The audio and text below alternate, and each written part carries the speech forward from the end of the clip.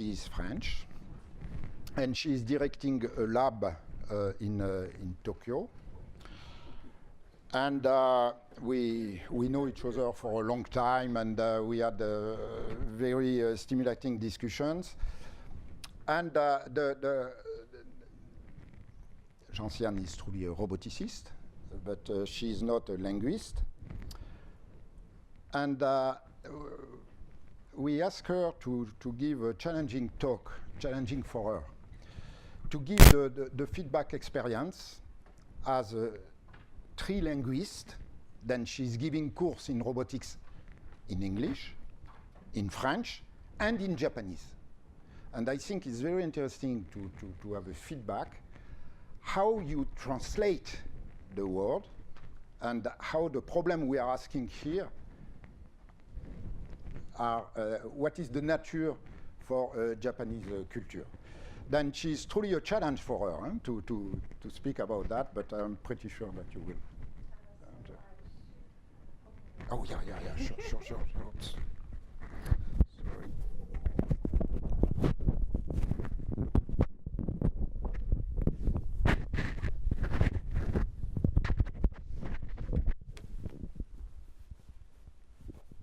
Ça va pour le son, là, comme ça, ou...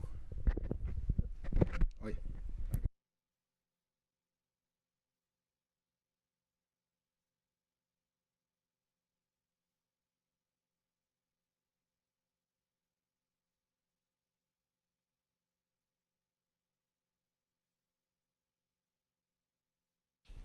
Okay. So thank you, Jean-Paul, for the introduction. It's a great pleasure for me to be here again. That's pretty much every year. And as Jean-Paul mentioned, it's a very challenging presentation for me today because I'm not going to talk about what we're doing in my lab and about like the research that we're doing, but I'm going to talk about my own experience and as a non-expert on like what I'm going to talk about. So basically, as Jean-Paul said, I am French, and I'm native French. That's it. And all of the rest, I've been like acquiring the languages through my schooling for English. I've been like visiting the States quite often when I was a teenager, and then 14 years ago I moved to Japan and have been learning Japanese when I moved there actually. So I didn't speak Japanese before that, and then I deal mainly like in my robotics activities, I talk mainly in English and in Japanese, but I don't really use French to talk about robots. But for this presentation today, I've been trying to think about like how is it to talk about robots in English, in French, and in Japanese, and what are some of the differences? What are some of the very straightforward ways to talk about robots or things that are maybe very naive, and what could be like something that could element the discussions here at the workshop. So what is basically different when you talk about robots in French, in Japanese, and in English? Well, a lot of things are different. So I'm going to give a few examples, a few banalities probably for a lot of you, but things that like you might want to think about, and how also I've tried to address these differences. So there are three main things that I found when I was preparing this presentation. The first thing was that in English, let's start with English, it's quite straightforward. Straightforward and neutral. But of course, the straightforwardness of the English could be also a problem because it's so straightforward and then it becomes like difficult to explain. The French is a little bit more like twisted. For those that don't speak French, you might think so, because we have like grammatical genders. So, wow, that's weird. Like, why do we have these like differences when things are things? And in French, the masculine wins it all. So when we talk about like groups of things, then if there are masculines and feminine things, then that's the masculine that wins it for all. And then that makes also things more complex. And in Japanese, I call it these like existential problems because there is one thing that really like hooked me when I was starting to learn Japanese and was speaking about robots. And I remember very well when I was working with Professor Nakamura in his laboratory, I organized once a visit for a few Japanese kids, and I was talking about the robots, and then I was hooked on like the verb to be in Japanese, which was like, wow. So what do I do with that? So I'm going to talk about these three like main problems, and then I've added a few things about like some of the adjectives and some of the verbs that we're using to describe the robots. So the first thing that I want to start with is about like the gender neutrality of robots. I mean, are they actually gender like neutral, both grammatically and physically? So in English, of course, as I said, it's very straightforward. So there is no gender to nouns that represent objects, and the robot is a noun, so it's neutral. So, and we have in English all like the words and the terminology to describe, to my opinion, and to my knowledge of English, which is not native, to describe the word robot. So, so let me back. Yes, it's neutral, it's neutral. The robot is it, and it walks, it talks, it helps. We like its ability to be precise, and it, and theirs, and like these things like are very simple. But then when we speak in French, things are a little bit different. We have these like male and female grammatical genders to the words that are inherent to the word that we're like using, and we cannot change it in most of the cases. So we have masculine nouns, which are, for example, le tableau, the painting, le livre, the book, le professeur, the teacher. Well, some people here would like probably to like discuss about that. I won't. We have feminine nouns, which are la fleur, the flower, la voiture, the car, la maison, the house. We cannot change or decide how things are. They are this way, point. I guess, again, some people would like to discuss about that, but I don't want to do that. And in French, le robot, it's masculine, point. So le robot is white and it's made of plastic, so le robot est blanc and il est en plastique. But we can also use the word la machine, which would describe the robot also, and Jean-Paul was using machine also to describe robots in his like presentation. So if we want to, we could use also a feminine noun, which would be la machine, and then la machine est blanche, elle est en plastique, blah, blah, blah, blah, blah, blah, and everything goes together. But we don't have neutral here. It's either le robot or la machine. So usually if we think about like what is French and English giving us, it's like not ambiguous. We choose the robot or the machine in English, and it's a neutral noun, and so we use it and everything that goes with it. And in French, we use le robot as a masculine noun, we use la machine as a feminine noun, and everything goes with it. Well, that's not that simple. So when we have these kind of like systems, of course, it's like it, le robot, la machine. That's probably very obvious, and nobody will argue about using this kind of like terminology to describe these manipulated robots. But then we have also these kind of machines. And in most of the cases, of course, we will use la machine, we will use le robot, we will use it, but not exactly, actually. A lot of people like will probably say like something different, and they probably will even in English use he for that, because HRP2 is a big guy, he's a great robot. Now he's a cute small guy, and like HRP4 is another big guy, and the new Aibo is a cute dog. And if you want to pet it, it is not a dog as like it is your small cute dog that you want to pet, and then that's a he, or she if you want it to be female. And then we have the same problem here. This is HRP4C or MIMS. This is a machine, so la machine, le robot, it. But when it's moving, when it's dancing, when it's like on the catwalks with other female models, it is a she and it is elle.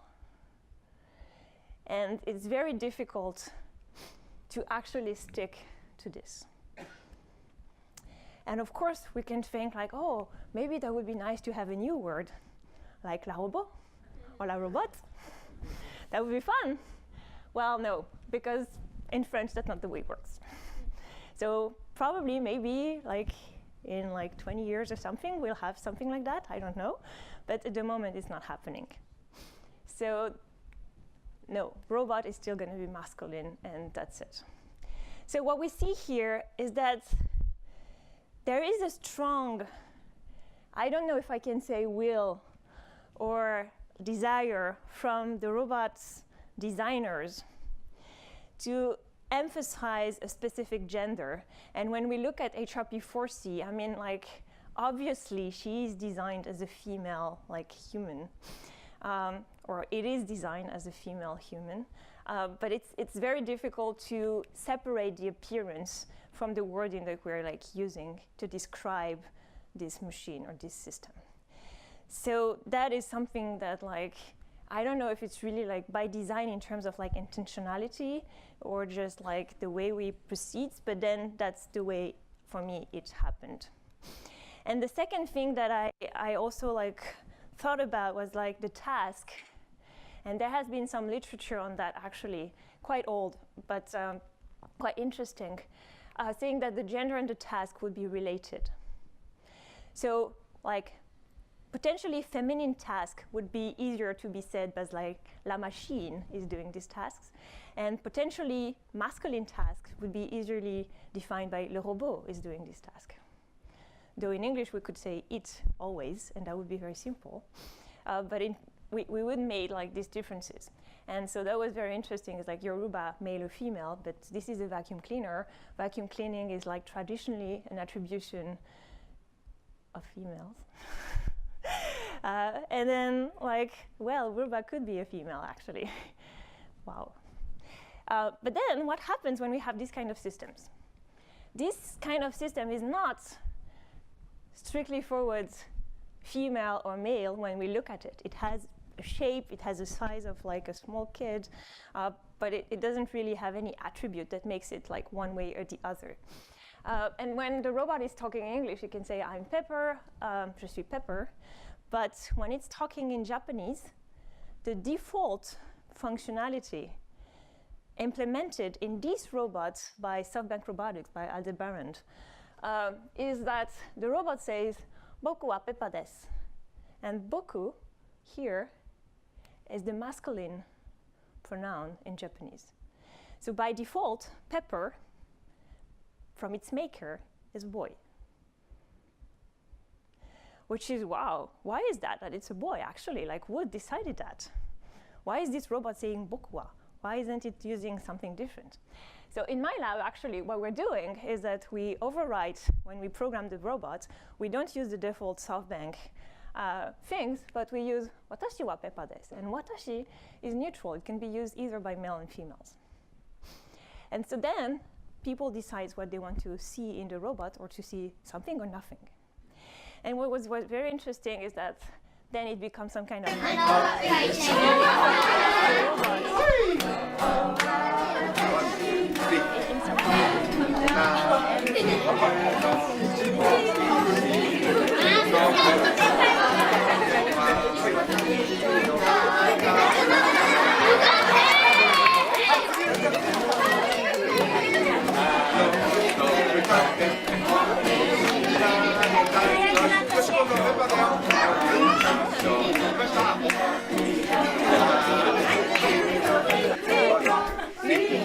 just because the robot was gendered through these shared activities that they were having at that moment.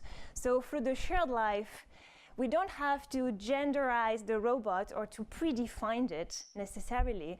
We just have to leave it open to the persons that interact and like live with the robot. So as a roboticist, I try to neutralize as much as possible the way I talk about the robot. And what I try to do is to use it as much as possible, which is not always very easy to do so. And it should be the correct answer always for everyone. But a lot of people, when they're interacting, playing, and like living with the robots, they feel differently. And I think that is what I call this is like not so simple. is like, it is not probably up to us, the roboticists, to decide how those people want to interact with the robot and what they want to project on this robot, but to leave up to them these kind of things. And it connected me to like how people talk about the robot. So Jean-Paul and Céline mentioned a little bit of these. There are like a lot of adjectives that we use to describe our robots. A lot of the things that we use are, for example, like the robot is tired. I really like this, like the robot is not bothered, so the robot is bothered. The robot is happy, the robot is sad, the robot is intelligent. Wow. Back to what Jean-Paul was saying, the robot is a machine, the robot is not tired. Or it is like fatigued in a mechanical way, but not in a physical way, like, you know, like cognitively tired or whatever. The robot is not happy. I don't think so. Or it's not neither sad, because it doesn't, and that's my next thing, like the way we use the verbs also are important, but in the verbs, when we say that like the robot feels nothing, unless we're talking about like sensors inputs, but it doesn't feel, it doesn't really decide on its own based on like preferences or whatever, like unless it's been programmed. It doesn't like anything either. It doesn't sleep. It could be in sleep mode, as we call for our computers, but it doesn't really sleep, and it doesn't speak like we imagine people speaking. It recreates sentences, or thinks, or sees, or hears. That's extension of and projection of our own feelings and experience to map what the robot can be like doing. So it's a way to kind of like simplify, like when the robot uses the camera to like process images, it doesn't see, strictly speaking. It doesn't have like eyes as we have.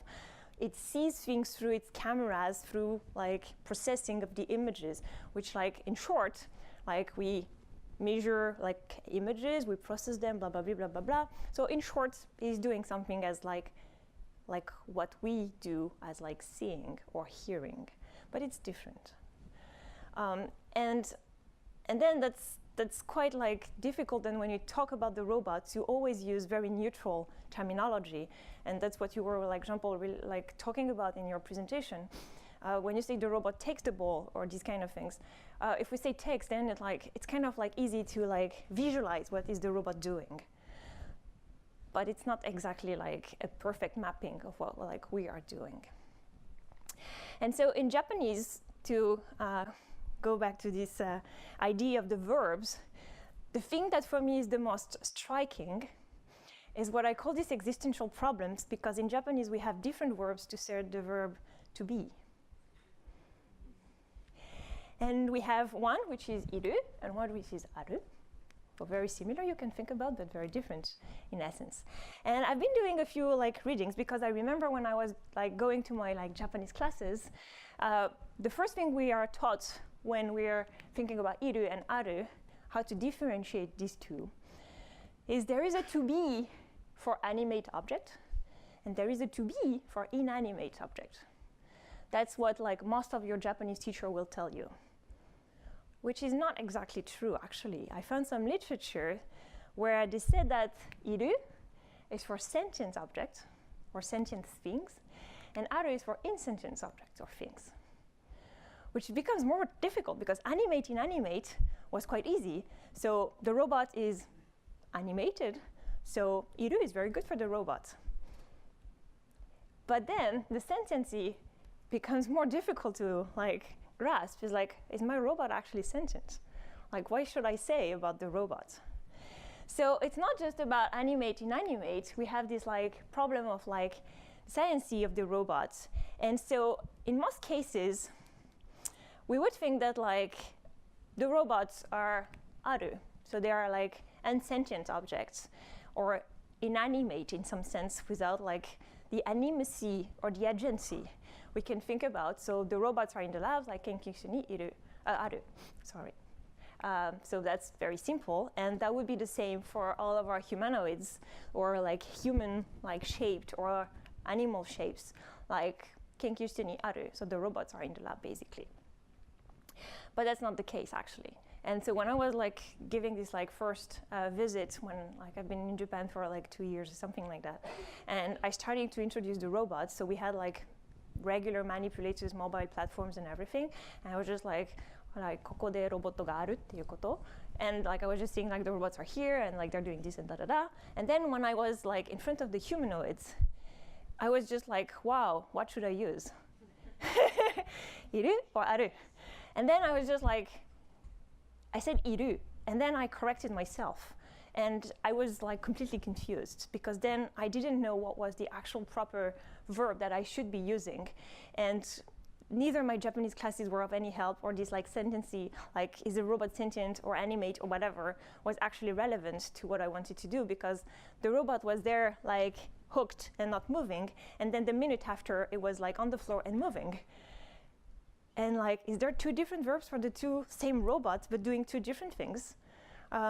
What do we like, how do we explain that? How can we like conceptualize that? And it was very difficult. And for some people actually, these kind of robots could be also iru, because they have a presence, they are moving, they are here.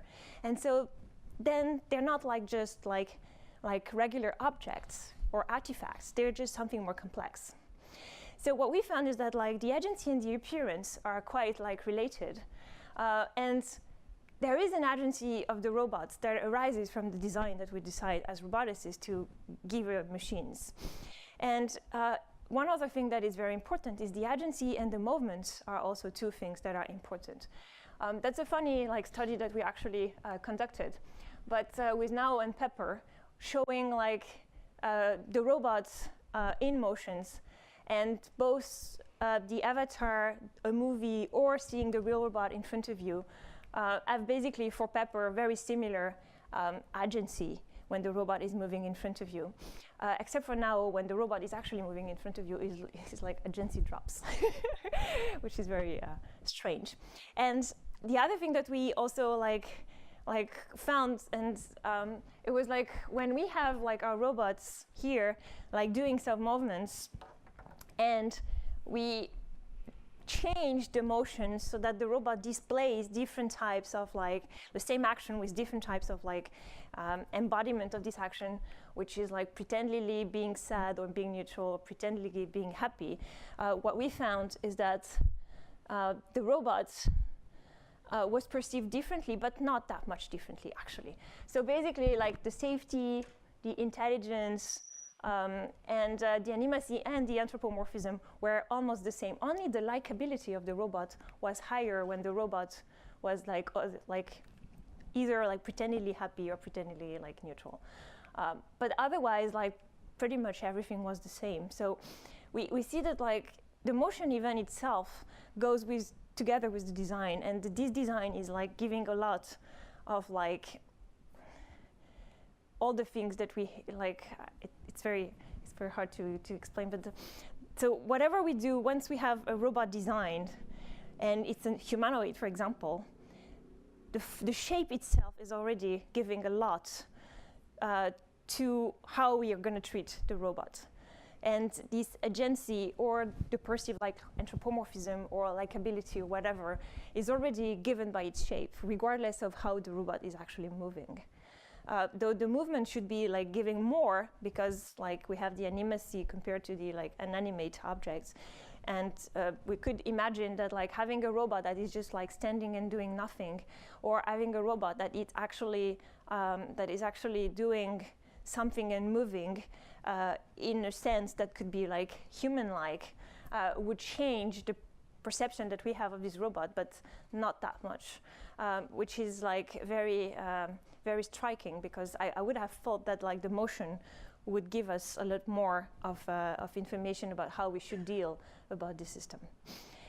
So I would like here to summarize what I was talking about. So basically, like in French and in English, everything's are like set, and we shouldn't like like discuss about how we talk about robot, because normally the grammar and everything is there so that we don't have to like make confusion. But in the end, that's not the case. And even I deal with robots all the time. I talk about robots all the time. I do presentation about robots all the time. And I found myself using E for the robots. And I say like, oh, look at this cute guy. Like he's doing something here. And then when I present to like children or whatever, and then the robot suddenly says like, battery drained. And then the robot just like, boo. And just like, oh, the robot is tired. And I found myself saying that. I'm just like, oh, damn, what I've just said. It's just like I shouldn't do that, because I'm just like playing in this game of like artificial intelligence and like the agency and everything, and they're gonna think that actually yes, the robot is tired, it's been like walking and talking too much. And I'm just like, no, it's just like how the batteries. It just needs to be charged, but it's not. And the way we interact with these robots are making the way we talk about these robots very complex. And we create bounds with the machines that like sometimes I talk to my computer or I talk to my phone or whatever, and I would be doing the same exactly with the robot. So I've been discussing a lot with some like French philosopher, and we've been coming up with this idea that like robots are actually like a posteriori artifacts. It's like they're not made with a purpose and a specific like gender or like presence or agency, but it's up to us through our personal experience, the performance that the robot is like showing and how we deal with it, that we actually defined how we talk about the robots, even though there is a grammatically correct way of doing it. But if we think about like how the robots are probably going to be like going into like more like citizens' life and everything, we're going to talk differently about it. And it's probably, and that's how I see a lot of the robots. For me, it's a little bit like a pet. Like some people would be very sensitive to like naming the robot and like talking to it as like a person or an animal or something. And some people would be completely like ignoring it and just like, it's a machine, it has no intelligence of its own, it's just like pre-programmed, it's just doing things that I want it to do, and that's it.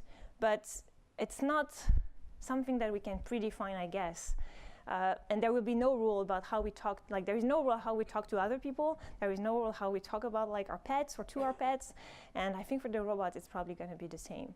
So it's going to be very difficult to find a straightforward way, again, to like discuss about it. And I would like to thank you for your very kind attention for this very naive presentation I've been giving you.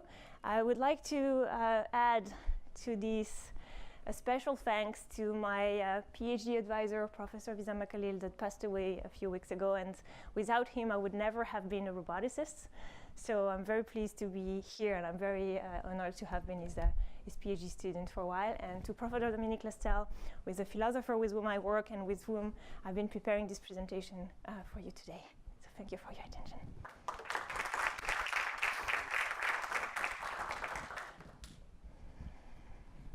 Okay, then we have time for comment and question.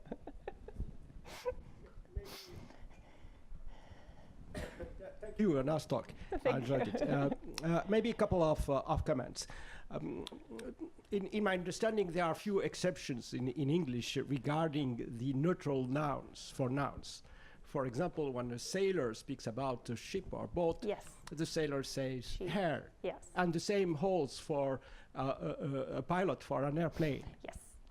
And this is not ambiguous at all. It doesn't bother me. What bothers me is the apparent shape and forms of this HRP4C with faked face and hands that would like to appear sexy. This is what bothers me. The fact that there is a hair for a ship, there is no confusion in the mind of anyone. And it has some interesting linguistic reasons that we can discuss, yeah. but there is no confusion. I guess so. Yeah. And this is my first remark. My question would be like, if the pilot is a female, would she call it a she or E? apparently it's a she. It's a she. I have been flying at some time, and they are calling. I know, artifacts but like, a yeah, she. I know. And it's, well, you accept it, but there is no confusion I know. in the mind of anyone. But for the robot, we are calling for confusion. I know, that's why this is this That's like on absolutely- purpose designed I fully agree thing with that you. And I wanted just to stress this aspect of the gender. And my second remark is with respect to your last slide that is very interesting, the a posteriori feature of robots. For me, I would refer to an a posteriori artifact if I had to reprogram it, if I had to make it do something that was not designed for it. Many of us do that for their computers, for their cell phones, and so on. This is what I would refer to for a robot. But just customizing it or giving it a name, I do that for my bike. Yeah. I do know that for my people car that speak too. to their bike. I know, and- I speak to my car. Yes, you speak to your car, but I'm Yeah, not. she I'm has a not name. If I customize my bike, I'm not referring it to as an a posteriori artifact in the strong sense that the artifact reveals itself through my programming, through my adaptation of the artifact. This is not what most people are doing. I'm not talking about roboticists. Most people are doing for robots. Yeah, so regarding your the second part is like the a posteriori thing. In particular, I was like interested in like Pepper or Aibo or these kind of systems that are actually entering the house, and through through exposure to humans and to the people in the house would actually learn your preferences and these kind of things, and then they become some a posteriori things because that's it. I don't think your Roomba at the moment is actually learning anything about you, and for me the Roomba is a it, and it has no kind of yeah, it's not ambiguous.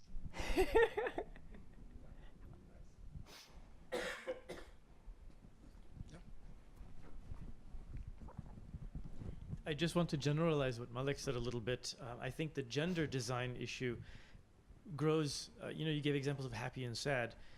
I talk to robot designers about design ethics of robotics all the time and push on them because they'll do things like make a robot that has a simulation of happiness or sadness, and I ask them, why are you doing this? And the answer I almost always get is, because humans have evolved to understand social interactions, so we're just using these features of human interaction because it makes it more efficient for the robot and human to interact. In other words, I can have a robot manipulate a human's emotions this way effectively, is what they really are saying. So there's a design ethic in robotics that says we're going to hijack human social cues on purpose and create artificial versions of those precisely because we want to. It's on purpose. This is not an accident. It's not a posteriori. It's entirely on purpose that we're going to take advantage of these and hijack them to cause the human to be manipulated in the way that we wish. Of course, the internet does this to us too with fake news. So I love the idea of posteriori, but I'm concerned about the design ethic that roboticists display when they are able to manipulate us in that way. I'm just wondering about your feelings on that side. So I think it's a very good point, but I think it's like it doesn't even go as far as like going to like these like emotional aspects of the robots or whatever. I was like last week in Tsukuba at the International Conference of Social Robotics, and Professor Shibata, who has designed this like Paro white baby seal robot or machine, which is a robot that has no intelligence, nothing. It's just like something that just like does this and like screams, and people already get attached to it. And I had experienced it. I was in Professor Shibata's office one day, and he gave me the robot. He put it on my knees while we were discussing, and I was patting it. And when we had to like split, when the meeting was over, it was just like, oh, really? Like, and we construct these like bounds to the machines or the things that we are interacting with. Like the chair is comfortable, having the robot on your knee is very comfortable. It was very nice because it was like when I was patting, it was just doing this and was like a cat or something. And so we don't even have to go that far. And people have been doing it so far with any kind of artifacts in our life. We have like dolls, we have like these transitional objects in our life that have been like important for us. Maybe the robot also would be some kind of these things. And the design is important in some aspects because we are forcing, as you were saying, in like hijacking the human-human relationships to create these bonds with the robots. But I think that humans don't even need that. Like, we don't need that, actually. It's like, it's almost like too suggestive to be efficient, I'm thinking. Like, when we're looking at, like, when Pepper is, like, pretending happy, it looks, like, stupid. It's just, like, which is ridiculous. But then, if we had a robot that shows nothing, like a kind of, like in Japanese, we have this, like, mukanjo, like this neutral nothing that transpires from the robot. It's even better, because we can project what we want. And that's when we can actually, like, and that's what happens with Paro. It's like people, when they have these robots, they're just like, oh, the robot is happy when I pat it, the robot is angry, the robot has this, the robot has that. The robot has nothing. It does nothing. I take the same robot doing the same thing, I perceive something different. And that's what is like, and that's why, like, talking about this robot is very difficult, is because, like, even if we want to be a perfect neutral robot, we're always in for something. I think, like, my car has a name and I talk to it. But I know it's a car. And I know it is not intelligent. It is not going to start and, like, you know, come. It's not like a Batmobile or something that would, like, come to pick me up and, like, drive me someplace. But it's the way I interact with objects in my daily life. It's maybe a way I respect the objects in my daily life by treating them as, like, persons or by a certain moment, right? Because then I want it to work, I want it to do what I want it to do, or what it's supposed to do, and because, like, if I respect the objects in my daily life, I assume I also respect the other people, and I expect the other people to respect me, and then to respect my object because I respect their objects, and these kind of things. So that's tough, right? But I think we almost have nothing to do for already projecting something on the robots. Regardless of what it's doing, it's already, like, an artifact that we want to, like, whatever. Denis? Yeah, we have a little time.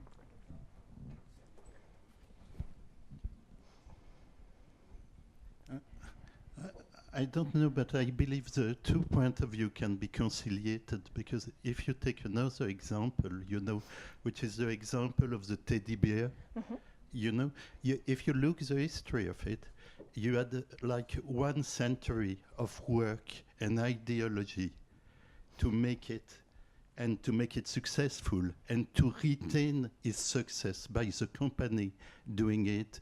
You have Roosevelt, you have, it became very different, and it has been, you have a very, very elaborate work.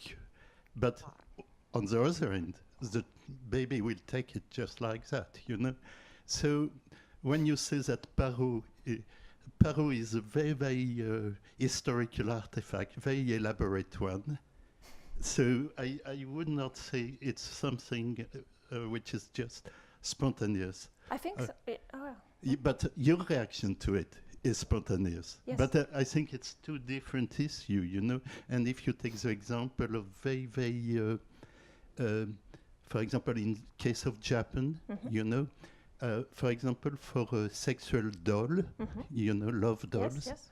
you had a very, if you, you know, I have a colleague who worked on it, and the craftsman would do it, so try to think exactly the good level of not to be too personalized, but being slightly and so on. So it's a yes, the way they look and, like, the high side and this kind of, like, details. So that, I don't think it's necessarily incompatibility between your 2 points. Yeah, I didn't think it was incompatible, actually. I think we're, like, definitely going towards the same direction. No more questions, comments? Then we are perfectly on time. Thank you again, Gentiane. Thank you.